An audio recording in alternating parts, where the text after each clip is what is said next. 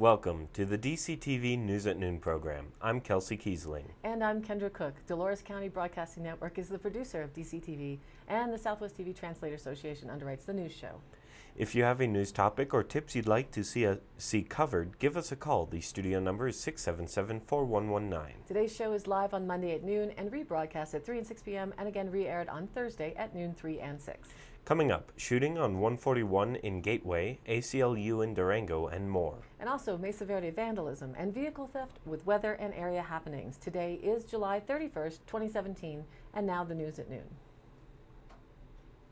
News reported out of KJCT8 in Mesa County. A man faces attempted murder charges after a shooting incident in western Colorado. The Mesa County Sheriff's Office and Rick Whited of Arizona was arrested Sunday after he was reportedly shooting at cars driving on Highway 141 in Gateway. He faces 5 counts of attempted first-degree murder and 6 counts of felony menacing, according to the Sheriff's Office. The incident crippled traffic through Gateway and caused the whole community to be on alert.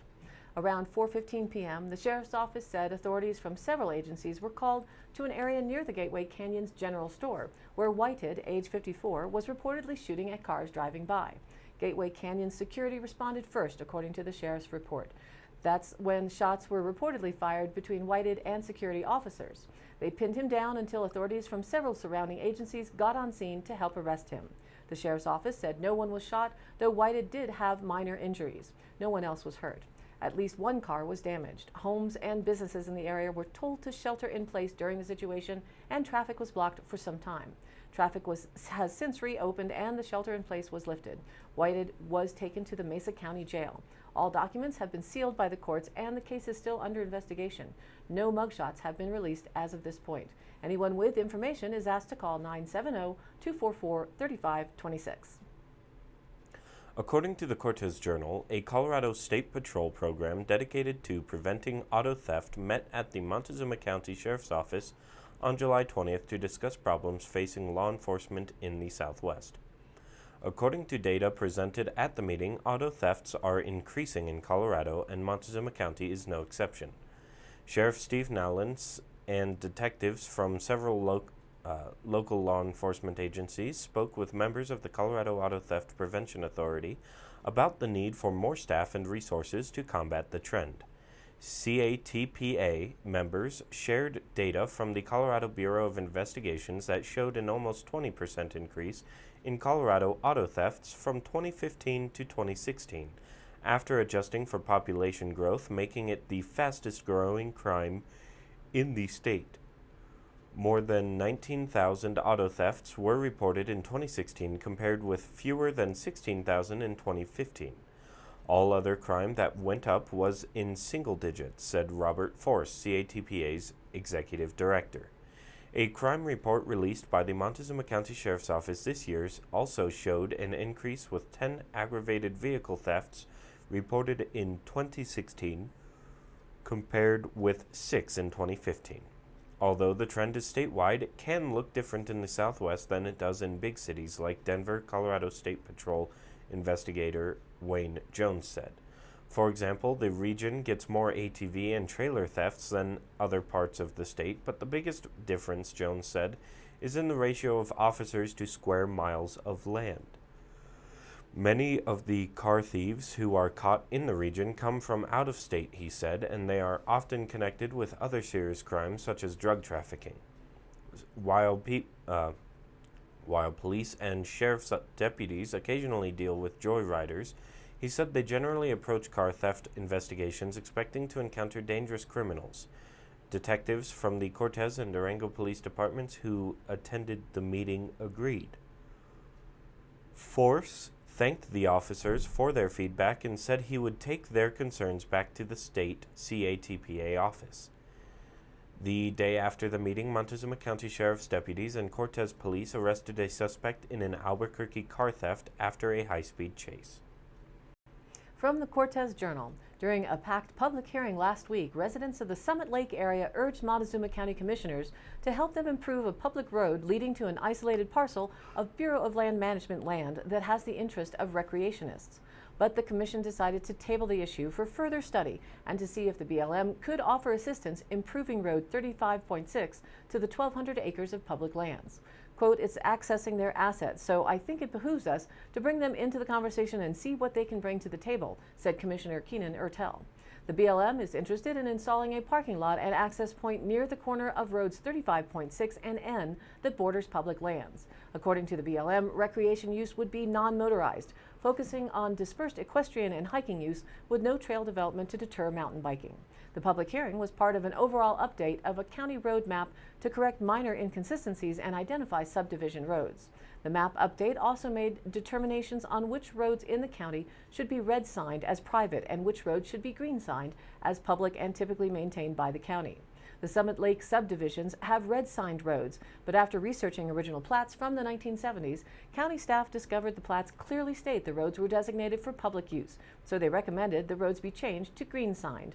While residents did not dispute the public access language, they did express concerns about increased traffic impacting narrow gravel roads they have paid to maintain for decades. John Kelly, an attorney for Summit Lake resident Michael Just, said his client is concerned that increased traffic will cause the road to deteriorate beyond what residents can afford to repair, and more people could cause trespass issues. The county should step up and budget accordingly to maintain the road and not put the burden on private property owners, he said. Posted signs indicating private property along the route to public lands would also be helpful, Kelly said. Longtime resident Joe McLaren said there is a concern the neighborhood's BLM land could become dominated by mountain bikers, similar to the Phil's World area, and that the rough roads could not handle the traffic. "I'd suggest exploring other access points. Our roads are narrow," he said. "I understand the access to public lands, but there is not enough room for 2 horse trailers to get by each other as it is." Another resident said the road would require significant upgrades to handle increased traffic, including widening, stronger road base to prevent rutting, regular graveling, and blading culverts and bardages. Since the BLM announced in June that it would like to add a parking lot to improve access to the public lands south of Summit Lake, more people have been driving through the neighborhood to check it out.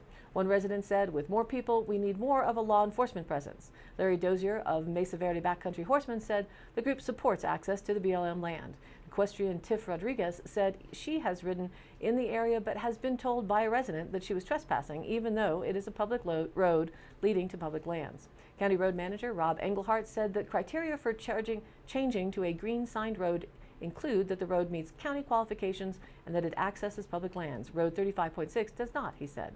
County officials suggested they would be more willing to consider taking on long-term maintenance of Road 35.6 if it were brought up by county standards by residents, to county standards by residents. A green road provides benefits such as donated county gravel, Engelhardt said, though residents would have to haul it. It was noted that some green signed roads are not maintained by the county or up to county standards because they don't serve many public users. When asked by a member of the audience if the public could use Road 35.6 to access BLM land, the commissioners indicated it appeared they could, but only from where the road borders public land. County Attorney John Baxter wondered if putting up the red signed roads in the Summit Lake area was a mistake made by past county officials. Reported by the Cortez Journal, for the past 2 weekends, Cortez police have received an unusually high number of reports on thefts from vehicles, according to Public Information Officer Lieutenant Andy Brock. On July 15th and 16th, about 5 people reported that valuables had been stolen from their cars. The following weekend, Brock said 8 thefts were reported between Friday and Monday. He said most of the thefts have occurred on the southwestern side of Cortez and mostly from unlocked cars.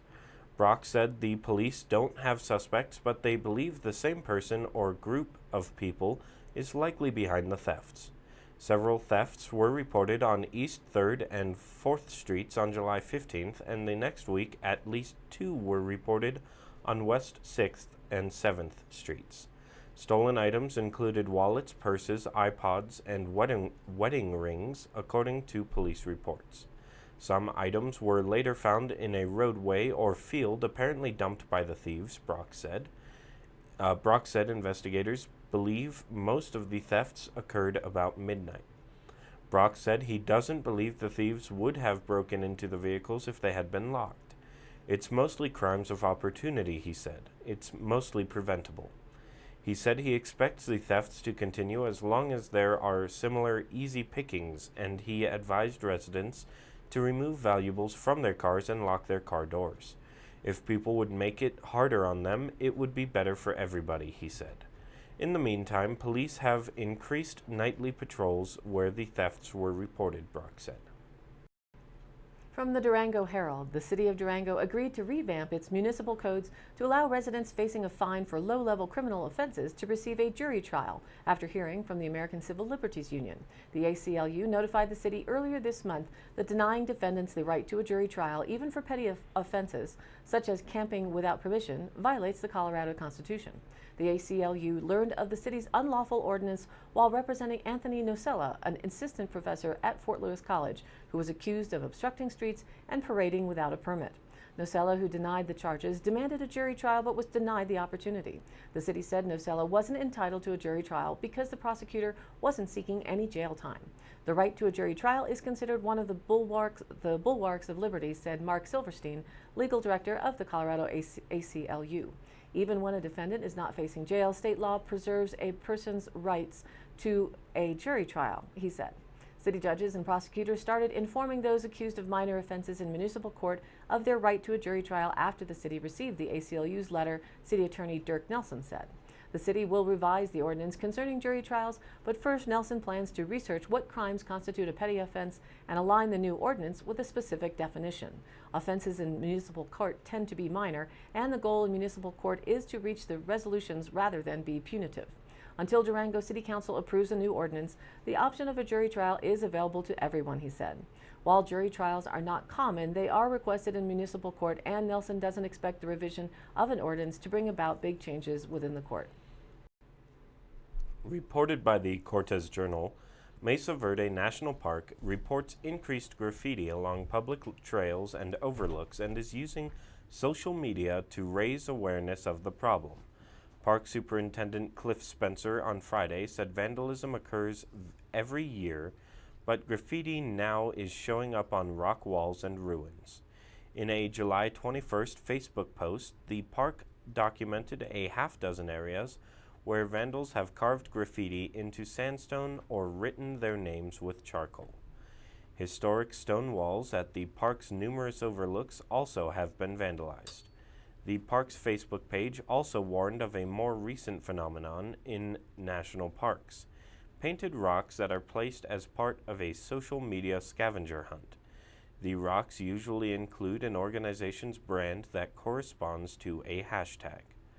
Leaving these rocks in national parks or on any federal public lands is considered littering and a form of vandalism, is disrespectful, and is illegal, park officials stated in the post. Under the hot desert sun, the paint to cover these rocks may melt or wear off, causing damage to the natural soils, delicate environment, and any wildlife and insects that may ingest or come in contact with it. Mesa Verde visitors also have illegally stacked rocks along trails. Rock cairns are sometimes used as legitimate trail markers, but when randomly stacked by visitors, they can be harmful because they might lead people into a dangerous area. In the past 5 years, the Bureau of Land Management has reported a surge of archaeological crimes in southwest Utah. Between October 2011 and April 2016, the BLM field office in Monticello said it investigated 25 cases of looting, vandalism, and disturbance of human remains in San Juan County. Damage and looting occurred at a historic Navajo hogan, a burial site at Butler Wash, a 2,000-year-old pictograph site in Grand Gulch, and a prehistoric wall at Monarch Cave. A petroglyph near Bluff was partially removed from a wall with a rock saw and chisel. And now here's our weather report. Today there will be some cloudiness this afternoon and tonight. Chances for rain in the area will be highest over the San Juans, but little chance here in Doe Creek. However, the National Weather Service says showers and thunderstorms are, I quote, a bit of a wild card in the south. So, as things have been over the weekend, that may continue. Tomorrow at this time has better chances than today, Wednesday slightly less than Tuesday. The fine print says that for later in the week there will still be enough moisture to produce clouds and some possible scattered showers and thunderstorms. But the precipitable water in those clouds, the long-range values are not giving enough confidence for the 7-day online to show it. A front over the Florida peninsula will produce showers and thunderstorms over the region through Tuesday evening. Monsoonal moisture in and daytime heating along will produce showers and thunderstorms over parts of the southwest into parts of the central and southern Rockies and central and southern high plains through Tuesday evening. A front extending from the St. Lawrence Seaway to the upper Great Lakes and causing showers and thunderstorms over them will move eastward into the northeast by evening and move off the New England coast by Tuesday evening. Showers and thunderstorms will develop over parts of the northern plains by this afternoon and evening and will move eastward to the upper Mississippi Valley and northern plains by Tuesday morning. By Tuesday evening, the showers and thunderstorms will extend from the upper Great Lakes to the northern high plains. Energy over the Ohio Valley into the middle Mississippi Valley will trigger showers and thunderstorms over the region on Tuesday afternoon and into the evening. Today's high in our 5-day is estimated at 85 degrees and tomorrow at 87. The rest of the week should be in the mid-80s. Lows will be just in the upper 50s. And now back to the news. Reported by the Cortez Journal, the Montezuma County landfill is pursuing a plan to redesign the landfill to extend its lifetime from 40 more years to 60 more years. Manager Shaq Powers received permission from the county commissioners to seek a permit from the Colorado Department of Health and Environment for the change. The expansion would generate an estimated $13 million in revenues over the 20 additional years.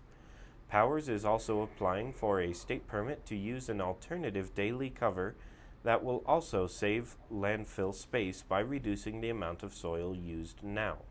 Under the plan, a sticky mixture of clay and water called posse shell would be sprayed on the fresh garbage at the end of each day rather than being capped with 6 to 10 inches of soil.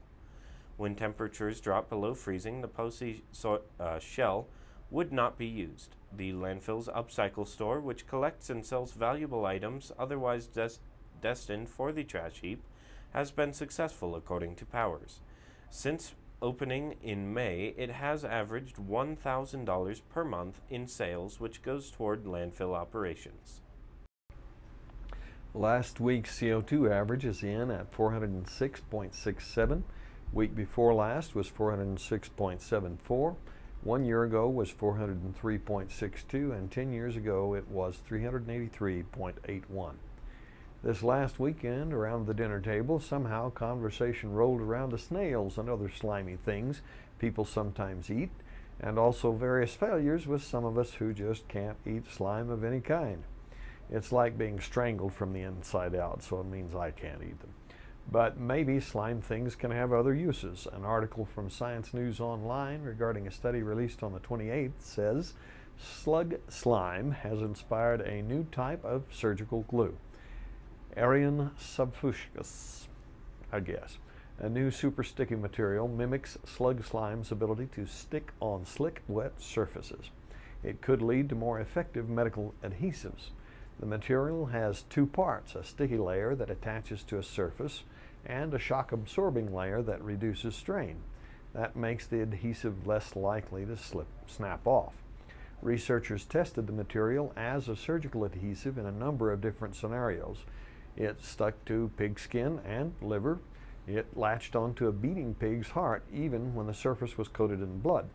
It sealed up a heart defect, preventing liquid from leaking even when the organ was inflated and deflated tens of thousands of times. And it was less toxic in the body than a commonly used commercialized tissue adhesive. The researchers hope the material could someday be used in surgical procedures in place of invasive sutures and staples. I could have told them without a study, those things hang onto your insides for dear life. According to the Cortez Journal, Colorado Parks and Wildlife offers free park entrance to active duty military and veterans throughout August. We are very appreciative of Colorado's military community and encourage them to take advantage of this offer to get out and enjoy the recreational opportunities within state parks, said CPW Director Bob Borscheid.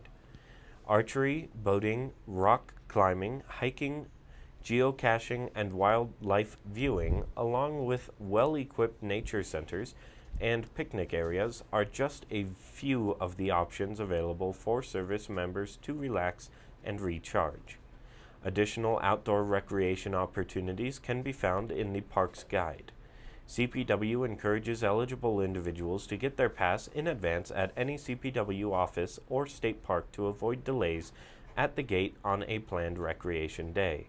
Veterans and active duty military personnel, including active duty, reserve, and National Guard members, can obtain a military hang tag pass valid for free admission during the month of August by showing the CPW Parks staff one of the following: active or retired military identification, DD Form 2, DD Form 2765, or DD 214, Veterans Affairs Medical Card, or a current Colorado driver's license or state-issued identification card with the veteran seal printed on it. Once eligibility is confirmed, the military hang tag pass is issued to the service member. The hang tag pass is valid when hung from the rearview mirror of a service member occupied vehicle and admits all passengers of that vehicle. Though park entrance fees are waived for veterans and active duty personnel in the month of August, activities like fishing and camping will still require a valid license and permit. Free access for veterans and active duty military is slated to continue every year in which general fund dollars are appropriated by the General Assembly. Reported in the Cannabis.co in a July 27th update, the Senate Appropriations Committee has approved an amendment to protect state medical marijuana programs from federal interference, despite a written request from Attorney General Jeff Sessions earlier this year that they not do so.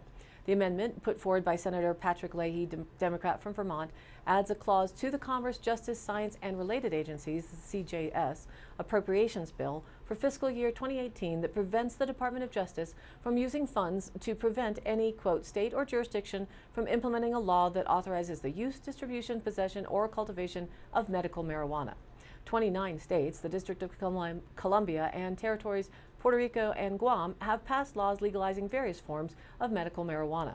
In May, Sessions sent a letter to Congress asking them not to extend the Rohrabacher-Farr Amendment with nearly identical language, which has been added to federal budgets since late 2014. In his letter, Sessions argued that the amendment inhibits the Justice Department's authority to enforce the Controlled Substance Act. It would be unwise for Congress to restrict the discretion of the department to fund particular prosecutions, particularly in the midst of a historic drug epidemic and potentially long-term uptick in violent crime, he wrote. The department must be in a position to use all laws available to combat the transnational drug organizations and dangerous drug traffickers who threaten American lives, end quote. Last August, the Ninth U.S. Circuit Court of Appeals unanimously ruled that the language of the Rohrabacher-Farr Amendment bars the federal government from taking legal action against any individual involved in medical marijuana-related activity, absent evidence that the defendant is in clear violation of state law. In May, Representatives Dana Rohrabacher, Republican from California, and Earl Blumenauer, Democrat of Oregon, introduced into the Omnibus Congressional Spending Bill a similar amendment that prevents the Justice Department from using funds to interfere with the implementation of medical marijuana laws in U.S. states and territories. That omnibus bill funds the government through September. The CJS 2018 fiscal year budget now moves to the full Senate. If approved, the bill and its included amendments will go to a special conference committee to reach a compromise with the House version of the budget. If no budget is approved by September 30th, Congress may pass a continuing resolution of the current budget to avoid a government shutdown. In response to the vote, Blumenauer tweeted, "No surprise, this effort has overwhelming bipartisan support. Now it's time for the House Act." Blumenauer expressed a similar sentiment in an email statement provided to The Cannabist. Quote, "The Senate Appropriations Committee approval of our amendment comes as no surprise. These broadly supported protections have been in place for years. This is another important step to making sure they remain law." Reported by the Cortez Journal, the first full day of the Montezuma County Fair focused on kilts and cabbers. Saturday was christened Celtic Day by the Fair Board, which added the event as part of an effort to attract fairgoers on days with fewer scheduled 4-H events. Celtic athletes from around the Four Corners came to the indoor arena at the Montezuma County Fairgrounds to give demonstrations of 8 traditional Scottish Highland games. Bagpipers and other Celtic musicians played on the indoor stage from 10 a.m. to 4:30 p.m. Several Celtic groups were represented at the fair, including the Celtic festivals in Aztec, New Mexico, and Moab, Utah. Dale Rutledge of Bloomfield came with members of the Scottish American Military Society who performed a color guard ceremony at noon. He also brought some of his children dressed in kilts to match his. "We're here to celebrate Celtic heritage," he said. The athletes showed fairgoers of all ages how to toss sheaves, throw weights, and perform other feats of strength, while others advertised the Celtic festivals in New Mexico and Utah at nearby booths.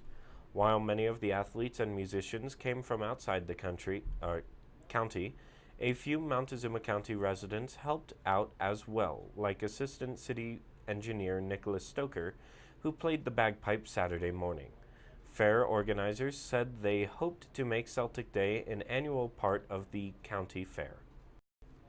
Today's High Canyon Country happenings. Dolores High School Dance Pee Wee Camp will be held August 7th through the 11th from 5 to 6 p.m. daily. Registration is on Monday at 4:30 p.m. at the Dolores School Commons for kids aged 5 years old to 5th graders. Performances will be on Saturday, August 12th in the Escalante Days Parade and in the park before the chainsaw competition. Camp cost is $45 and it includes a t-shirt. For more info, contact Deb at 970-749-5638. Day of Diversity is Saturday, August 19th in Cortez at Parque de Vida from 10 a.m. to 4 p.m. They quote, "Uniting together to share our similarities and celebrate our differences." For more info, call 970-739-6322 or go online to Facebook, Four Corners Community. On the same date, August 19th, a reminder that the Three Sisters Ag Fest and Zucchini Blast will be at the Dolores County Fairgrounds from 10 a.m. to 8 p.m. The featured live music in the afternoon will be Wake Up Laughing. Enter your sweet or savory zucchini-based food dishes by 12 noon. Judging awards at 3 p.m. There are kid games, zucchini launching, food, and fun. The game registrant's fee supports the chamber with donations to the school garden and the Dolores County Farmers Market. If you'd like to be a vendor, contact the chamber to sign up. It's 970-560-2856 or manager@dovecreekchamber.com. And all of the happenings are posted on our DCTV News at Noon Facebook page, along with the YouTube replays, weather, and original stories and local posts. To share your event or information, contact us. The email is dcbnnews@gmail.com or call the station 677-411-9 and we'll be sure to get your news on air. Thanks for tuning in. News at Noon airs live at noon Monday through Wednesday and then rebroadcast at 3 and 6 p.m. and again re-aired Thursday, Friday, and Saturday in the same order at noon, 3, and 6. And be sure to check us out on Facebook. It's DCTV News at Noon. Please like us there and share it with a friend. For Kendra Cook, Jerry Tope, and everyone at DCTV with the News at Noon program out of Dove Creek, USA, I'm Kelsey Kiesling. Thanks for watching.